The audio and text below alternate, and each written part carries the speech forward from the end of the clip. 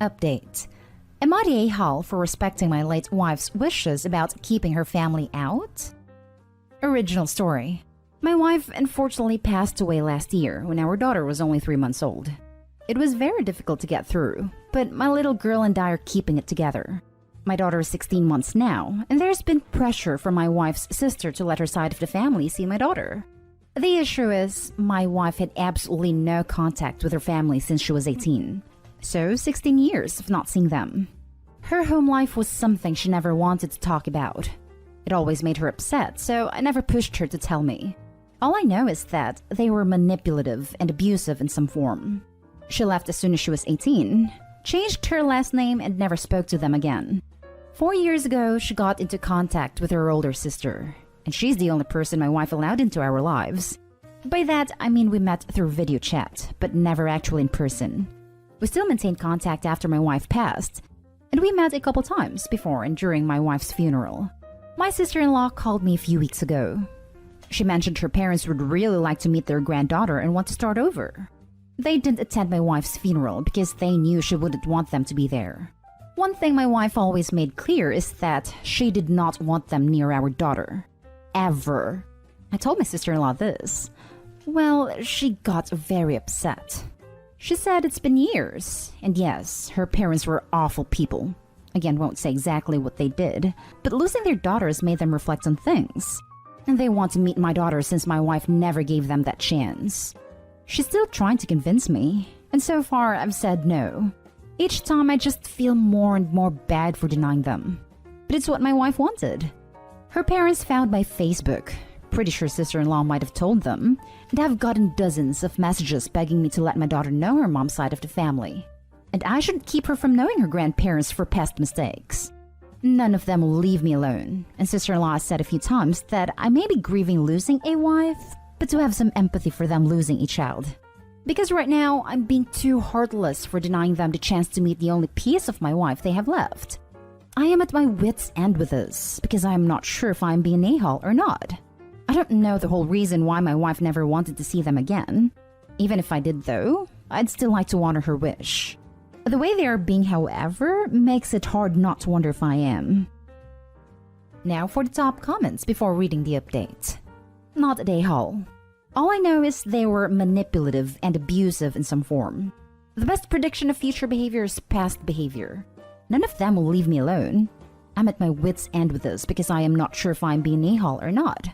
You are getting a glimpse of their manipulative tactics.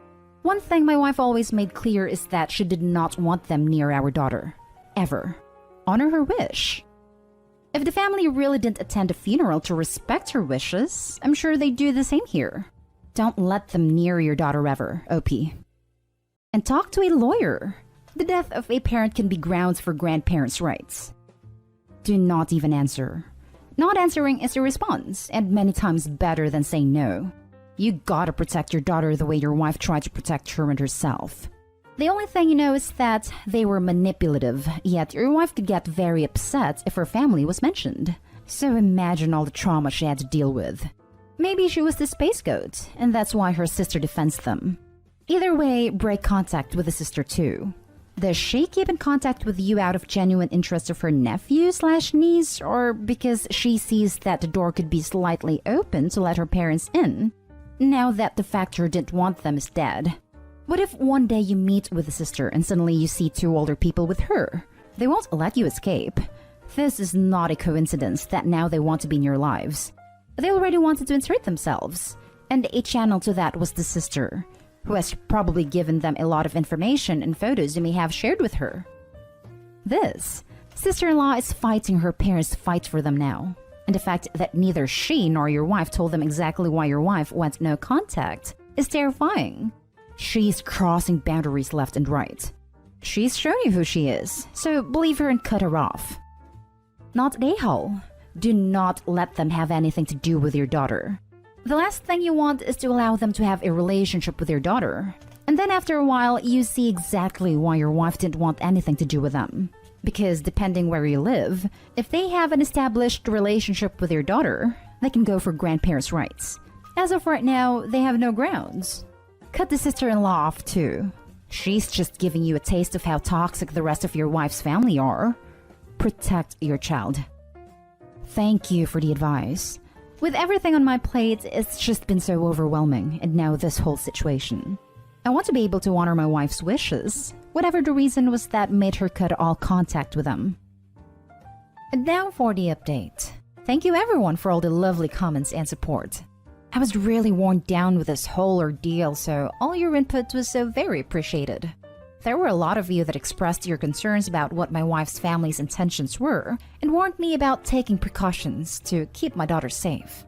I have taken these into consideration and have made steps to ensure they have no access to any information that could disclose our location. And yes, in the end, I did decide it was best to cut off all contact, not only with my wife's parents, but her sister too. I tried to get through to her many times about why I'd like to respect my wife's call on this since she knew her family best and what they did. Despite all the reassurance that her parents have changed, she still refused to actually say what went down. So that was not all convincing for me. Once I blocked them all, I was getting calls from different numbers the following days. I sent one final message to her sister stating they're never allowed near me or my daughter, and if they ever tried to come harass us, I will get authorities involved. Since then, it was radio silence for the last couple weeks, but I decided to play it safe a few days ago and changed my phone number. I've also deleted my Facebook since I don't use it that often, but I've put my other social media accounts on private. Got many great suggestions from many of you about how to make sure they have absolutely no access to my daughter, so I really appreciate that. I've saved a few of these comments in case I need some extra tips in the future as my daughter gets older and starts school. Since I last posted and have caught contact, I feel like I can finally breathe. You have no idea how stressful and draining the whole thing was for me. So really, thank you all for the help. I've been more at peace putting this all behind me and focusing on my beautiful little girl. Just wanted to leave this update since I know there was a lot of concern about how this would all play out. Thanks again, internet strangers. You can tell you did the right thing because they were already bringing a lot of bad energy without them being in yours or your daughter's life yet. And now never. You have no idea how stressful and draining the whole thing was for me, so really. So very true. My God, I didn't realize just how exhausted I truly was until after I completely blocked them off. Please tell me you have a will and a plan if, God forbid, anything happens to you. These people have shown themselves to be untrustworthy in concerns to your child. Oh, absolutely. We already had one prepared before my wife passed. My daughter's godparents, my sister and her husband, would be the ones to look after her. I remember reading your original post, and I'm happy to hear that you worked it out. Based on the way your sister-in-law was deflecting the question of what happened, I think the reason why your late wife went no contact, and why she never told you, would absolutely justify keeping your child away from them. The possibilities are endless, but all progressively worse. If you know if the authorities were involved or other people in your late wife's life that would have an idea, it might be worth it to look into it, / get a private investigator, just so you have that peace of mind. Regardless, you made the right decision, and best wishes. I've thought about that, but part of me isn't sure if I'd feel better or worse knowing what happened and what exactly it was that my wife had to live with in silence. I'm still thinking about it. Now for the next story. Am I the a-hole for not allowing my sister-in-law back in my home after she found out a family member was dying, caused my cat's disappearance, and laughed about it? Right before lockdown, I invited my brother and his wife, my sister-in-law, over for dinner. We just got a new cat who was kiddish and still adjusting. We made a little nest for the cat in our laundry room. The room is an exterior door which we keep closed and locked 100% of the time. The cat loved the laundry room because of the warmth and the darkness / quiet. I introduced my sister-in-law to the cat. Then we went to have dinner in the dining room. My sister-in-law got a distressing call from someone on her side of the family about a dying relative. She was upset. She went into the laundry room to take the call. Upon hearing the news that the family member was about to receive last rites, she unlocked the exterior door and went outside to get fresh air, leaving the door wide open. Our cat darted out the door. We haven't seen him since. My children were heartbroken at the loss of their cat. At first, I was in a place of just talking it up to that's life. After all, my sister-in-law had just received a very upsetting call. I didn't blame her for having a strong emotional reaction. But a few months into lockdown, she started making jokes about the incident. She laughed it off when I asked her to stop because the loss of our cats was upsetting. The jokes have continued, and I've made a decision that she won't be welcome in our household until she apologized for joking about the incident. My brother's pretty mortified, but says he doesn't want to get in the middle of it. My kids don't really care one way or the other because they're not a huge fan of her. She started complaining to other family members though, so I have to know. Reddit, am I the a-hole for banning her from the household until she apologizes for her jokes? Now for the top comments. Not the a-hole. That's horrible. What exactly was the funny part of that incident? You losing your cat or her family member dying? Exactly. I was wondering the same thing. What is there to joke about? The fact that she's making jokes about the situation makes me wonder if she didn't do it on purpose, opening the door knowing the cat was in the room. Not a hole. I get that she was upset at first, and I don't blame her for it. But to make jokes about it, and then to not stop making jokes when asked to stop, that I don't understand. I'm sorry for her loss, and I'm sorry for yours. But she's the a-hole for not apologizing. Not the a-hole. A pet is always to some degree a family member, usually more so to kids involved. Causing the cat to run away is bad, but can be explained with stressful news. Joking about it is heartless and shows a lack of empathy for the kid's situation that would make me reconsider my relationship with her if I was your brother. Not the a-hole. What a heartless person.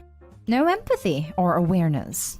There's nothing funny about that situation. I can't imagine how she's not recognizing that it was forgiven only because of the grave circumstances. Now for the last story. Am I the a-hole for not wanting to be around my husband's stepsister anymore? My female 33 husband, male 34, has a stepsister, female 34, whose every relationship she has ended up in court. She always claims it's not her fault. But when the facts come out, it doesn't always seem that way.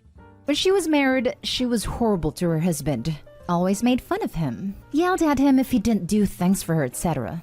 She'd be condescending to him and would rarely let him go out to have fun. She's very overweight and very unhappy about that. Also, I have learned that she's unhappy that she doesn't have children by now. When we first started dating, my husband used to talk about how she was the worst and hated her and how awful she was. And I would tell him that he should work it out and be nice and be the bigger person. After all, it's his sibling. They since have figured it out. My husband also has a problem where when he gets mad, he gets crazy and will start lying. You can't calm him down. If I don't walk away from it, the lies and outbursts get more and more insane. Recently, my husband was mad. I think it was that I didn't clean when I said I would. He started getting more irate. And after a while, falsely claimed that I kicked him and that he was going to call the cops and destroy my life and tell them that I beat him. I did not do this. I left to create space, and because that was a scary situation. He immediately went to his stepsister. They made a plan to continue the lies. She egged him on to divorce me, defriended me in social media to create the story that I shouldn't have access to her info because it's dangerous. She'd never heard of any problems in our relationship before, until this day. No one had. I tried hard to have a good relationship with her, so it was shocking that she immediately was happy and told him what he needed to do instead of giving me the benefit of the doubt. I had to go to my mother-in-law to get my husband to stop and admit what they were doing. He then admitted the lies and also told his stepsister. She said it didn't matter and doesn't change a thing. I believe that she wants my husband to divorce me so that she doesn't have to be the only divorce in the family. She sent him mediators and told him not to speak with me. She egged him on to get a lawyer. She since talked to him on the phone and started making up things like how she sees I'm so cold to him. This isn't true. I've asked our mutual friends and they tell me it's the opposite. I've asked his mom and she said absolutely not. I've told my husband we can work it out, but I'm extremely hurt and feel uncomfortable being around his stepsister knowing that she's trying to create a situation where he leaves me. I have no problem with him being around her. I just would not like to be, especially since neither of them have done anything to apologize about it all. And I now know she's trying to manipulate my marriage. But my husband says that's not an option for me and is angry about that. Am I the a-hole for not wanting to be around his stepsister anymore and have dinners with her? You're the a-hole for trying to work it out. Why would you stay married to such a person? He's a copy of the sister. Sorry, I might be harsh, but geez, respect yourself. Okay, not the a-hole, but I'm so confused here. Your husband wanted to lie to get you arrested for DV. Lied to his family about it and wanted to divorce you. He has not apologized yet and refused to do the one thing you ask of him to make the relationship work, for you not to have to interact with his sister. But yet, you put all the blame on his sister as if she started all this. The name of this post should read, Am I the a-hole for not wanting to be around my husband anymore? Not the a-hole. You need to leave him. He is just as toxic. Not the a-hole. I wouldn't be around the sister anymore either. I also wouldn't be around the husband either. I'd be sure to have evidence that they lied and made it all up as well just to be safe. Knowing that your husband would lie and say those things is scary, and you forgiving him could come back to bite you. I'd run far, far away. I do. He does that stuff enough that when he gets that way, I start recording. Even with the recording, he still tried to maintain his lies.